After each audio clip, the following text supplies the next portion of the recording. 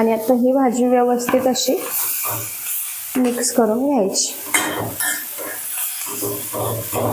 नमस्कार, मी पूजा डायरी या यूट्यूब चॅनलवरती तुमच्या सगळ्यांचं अगदी मनापासून स्वागत आहे।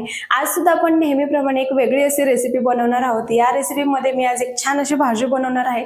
ही भाजी तुम्ही बऱ्याच वेळा बघितली असेल पण खाल्ली नसेल, किंवा खाल्ली जरी असेल तरी तुम्हाला ती बनवता येत नसेल।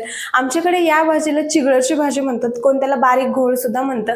भाजी बघितल्याच्या नंतर तुम्हाला तर कळेल, तुमच्याकडे त्याच्यापेक्षा व्यतिरिक्त वेगळं काही नाव असेल तर मला कमेंट बॉक्समध्ये सांगा। ही भाजी बनवायला खूप सोपी आहे, पण खायला तेवढीच चविष्ट सुद्धा आहे आणि ह्याची रेसिपी खूप सोपी आहे। तर चला तर मग अजिबात वेळ न घालवता चिगळाची भाजी कशी बनवायची ते आता आपण बघूयात। ही भाजी बनवण्यासाठी लागणारे साहित्य: लसूण, जिरे, मोहरी, बारीक चिरलेला कांदा, बारीक चिरलेला टोमॅटो, काळा मसाला, चवीनुसार मीठ आणि चिगळाची भाजी।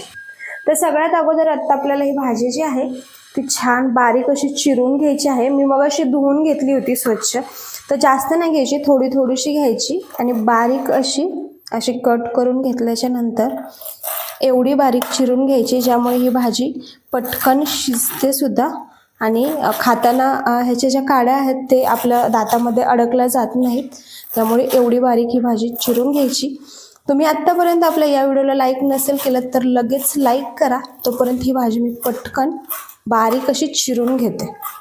भाजी आता आपली छान बारीक अशी चिरून झालेली आहे।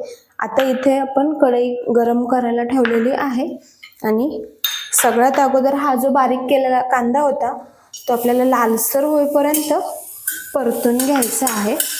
हा कांदा परतत असताना नेहमीच आपण तुम्ही रेसिपीमध्ये बघत असाल की आपण कांदा जोपर्यंत लालसर होत नाही तोपर्यंत अजिबात तेल घालत नाही। त्याचं कारण सुद्धा मी तसं सांगितलेलं आहे। अगदी तसंच आता सुद्धा आपण कांदा लालसर होईपर्यंत छान परतून घेऊया आणि त्याच्यानंतरच त्यामध्ये तेल घालूया। त्याला 1 ते 2 मिनिटं लागतात आणि छान असा कांदा परतून घेते। कांद्याला आता छान असा लालसर रंग आलेला आहे, छान परतलेला आहे। त्यामध्ये आता आपण घालणार आहोत तेल खूप जास्तीचं नाही घालायचं। तेल घातल्याच्या नंतर व्यवस्थित कांदा त्यात परतून घ्यायचा।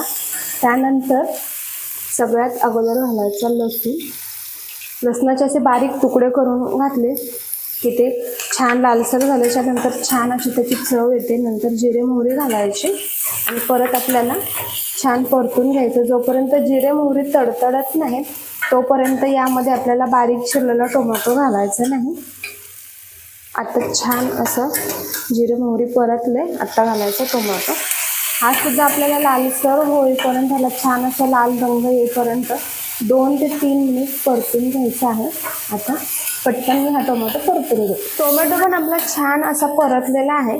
यामध्ये आता घालायचा आहे मसाला आणि सोबतच मीठ घालायचं। तर व्यवस्थित मिक्स करून झाल्याच्या नंतर लगेच आता आपल्याला याच्यामध्ये बारीक चिरलेली भाजी घालायची आणि आता ही भाजी व्यवस्थित अशी मिक्स करून घ्यायची। ही भाजी व्यवस्थित सारखं मिक्स करत राहायची जेणेकरून खाली करपली गेली नाही पाहिजे, कारण याच्यामध्ये आपण अजिबात पाणी घालत नाही आहोत।